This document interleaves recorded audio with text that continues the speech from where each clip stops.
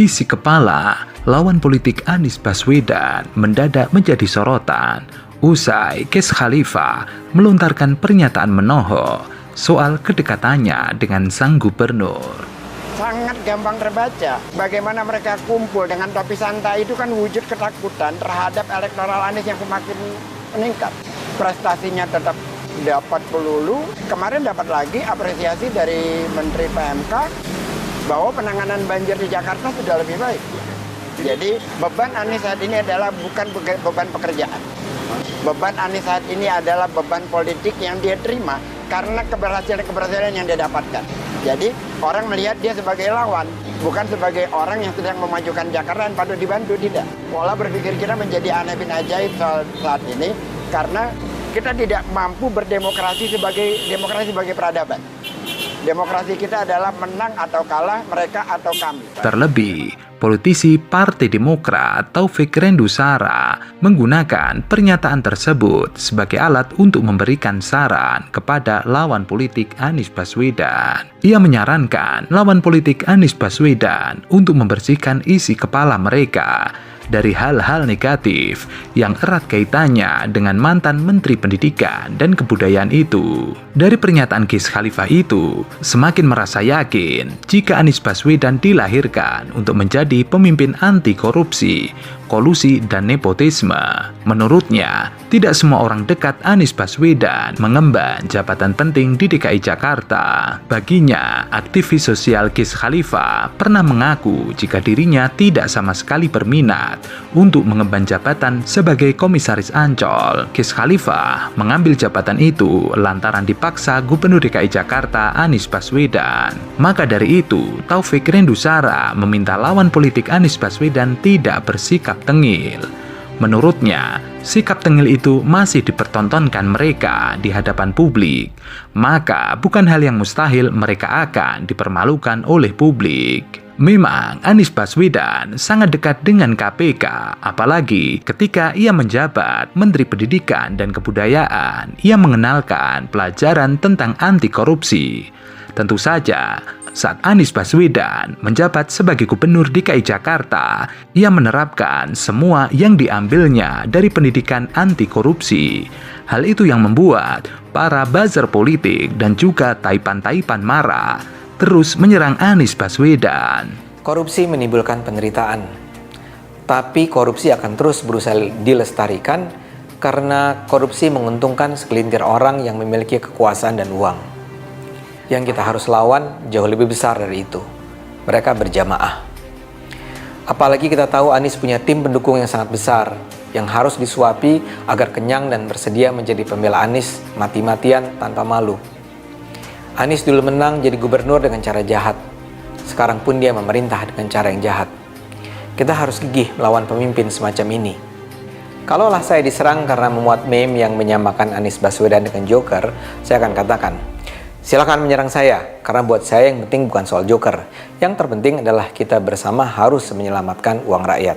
Apalagi, Gubernur DKI Jakarta sering memamerkan penghargaan di media sosial yang tentunya membuat geram lawan politiknya. Salah satu yang mempermasalahkan adalah PDI Perjuangan, partai yang selama ini berseberangan dengan Anies Baswedan di Balai Kota. Tidak bisa penghargaan yang diraih hari ini adalah kerja kemarin, kerja keras yang dilakukan oleh pemerintahan sebelumnya dalam rangka meletakkan fondasi transportasi publik yang akhirnya hari ini bisa dilakukan inovasi oleh Pak Anies. Jadi Pak Anies ini kan sebetulnya adalah melakukan inovasi atas dasar fondasi yang diletakkan oleh pemerintah sebelumnya. Sistem pemerintahan kita berkelanjutan.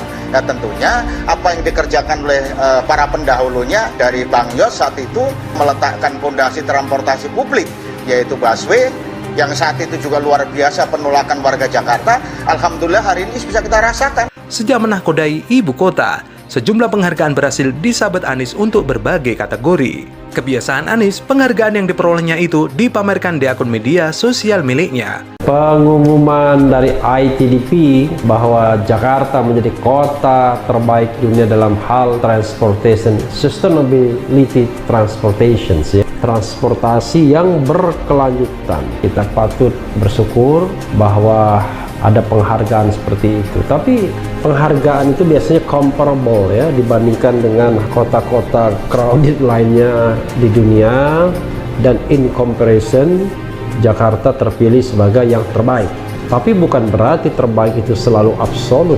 Hanya memang COVID-19 ini rupanya dalam tanda kutip ya memberikan berkah juga. Kemacetan tidak seperti sebelum COVID-19. Relatively memang masih ada kemacetan, tetapi tidak seburuk ketika COVID-19 belum ada. Tetapi problem Jakarta memang adalah di jumlah kendaraan. Pertanyaannya adalah bagaimana menggeser pengguna kendaraan pribadi misalnya ke transportasi atau moda transportasi umum. Terbaru, foto Anies Baswedan dengan 7 penghargaannya viral di media sosial. Penghargaan itu ada didapat dari LKPP RI, ada kategori Gubernur Terpopuler, Top 45 Inovasi Pelayanan Publik, Tingkat Nasional, Emas Bumandala Kanaka dan Bumandala Kencana, Provinsi Terinovatif di Ajang Inovatif Government Award dari Kementerian Dalam Negeri, dan Penghargaan Hak Asasi Manusia dari Kementerian Hukum dan HAM. Anggota DPRD DKI Jakarta dari fraksi PDIP Giblat Sumajuntak mengkritik kebiasaan Anies Baswedan soal pamer penghargaan. Tidak sepatutnya pamer seakan-akan sudah berprestasi di atas banyaknya korban. Ini hanya semakin mempertontonkan jati diri kinerja yang tidak memahami masalah masyarakat DKI Jakarta. Ia menyarankan solusi nyinyir kepada Anies, menurutnya, Anies lebih baik memberi pernyataan atas kegagalannya menangani pandemi di DKI Jakarta daripada pamer sesuatu yang tidak dirasakan rakyat yang sedang meratap. Kritikan kader Banteng itu justru menuai protes dari para pendukung Anies di media sosial. Netizen dengan akun Marlina Ida menjawab, kritik PDIP dengan mengaitkan dengan korupsi bansos bantuan sosial. Yang dirasakan masyarakat itu korupsi bansos oleh PDIP. Korupsi bansos yang dimaksud terkait ditangkapnya Juliari P. Batubara, ex-Menteri Sosial yang menjabat sebagai Wakil Bendahara DPP PDIP oleh KPK karena diduga nilep bansos COVID. Agak janggal, partai yang lebih dikenal perilaku korupsinya mengkritik prestasi orang. Apa yang dipamerkan Gubernur DKI Jakarta lebih ke arah menunjukkan prestasi atau pencapaian, dan masyarakat perlu tahu apa yang telah dicapai pemimpin untuk daerahnya. Korupsi di kala pandemi memang ironi. Bahkan Ketua KPK Firly Bahuri pernah bilang ancamannya hukuman mati. Tapi nyatanya anak buahnya hanya menuntut 11 tahun penjara. Sementara warga korban korupsi bansos terlunta-lunta memperjuangkan hak mereka.